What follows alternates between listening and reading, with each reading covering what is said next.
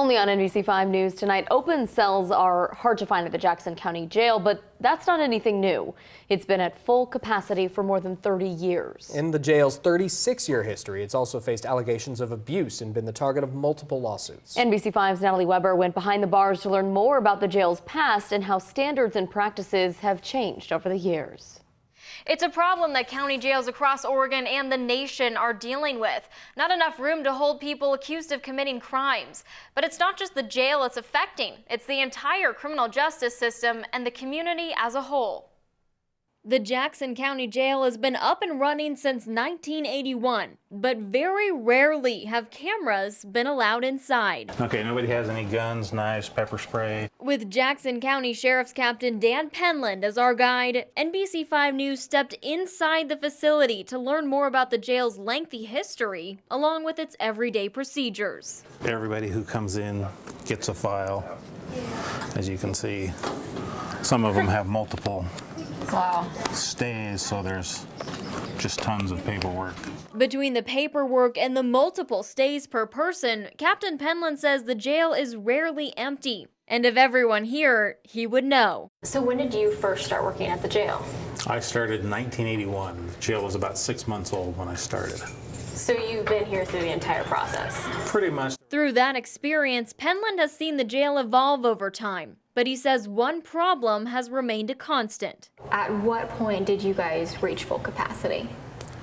We were sued for jail overcrowding back in 1985, and we agreed to certain conditions based on that lawsuit that kind of led us to where we are today. Right now, the jail has 230 beds, but when they open the basement, they'll have 62 more. Of those, 37 beds are for female inmates. The rest are for men. As for the ratio of inmates to deputies, we don't really go into how many are working each shift because that's kind of a security issue. But we do know they're kept busy. We're required every hour to check on each inmate and document that check. So last year, how many inmates did you have? A little over 14,000. So compared to years prior? That was 2,000 more than we had in 2015. Has it just been increasing at a steady rate like that?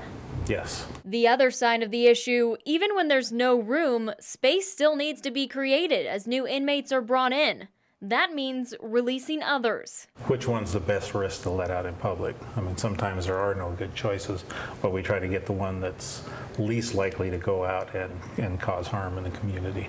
Right now, the jail uses a matrix system. It creates a risk rating for each inmate calculated by numerous variables, including criminal history and the seriousness of their past and current offenses. It's something that a lot of counties in Oregon use. It's based on Oregon criminal histories, and it seems to be working. But the fix is only a temporary one. Rapid releases don't just affect jail staff. It causes a lot of problems for the whole system. In the last probably 10 to 15 years is where we've really seen the issue. Medford Police Chief Randy Sparacino says it affects his department in a number of ways. There are times where an officer will arrest somebody at night, and the shift coming on in the morning will see that person walking down 8th Street the next day. It also affects the court system and the Jackson County District Attorney's Office, especially when it comes to offenders with a number of less serious charges. They're getting released before they can even make court appearances. And so that, gets frustrating because they'll go out and get another charge, get arrested,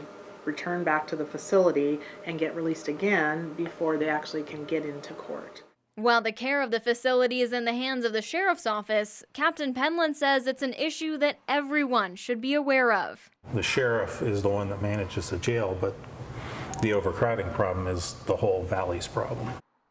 Sheriff Nathan Sickler hopes to open the basement before July. Coming up tomorrow in part 2 of this exclusive series, hear from the sheriff himself on why our current jail can't be expanded and what plans there are to build a new one. In studio, Natalie Weber, NBC5 News. All right, Natalie, looking forward to that. Thank you very much.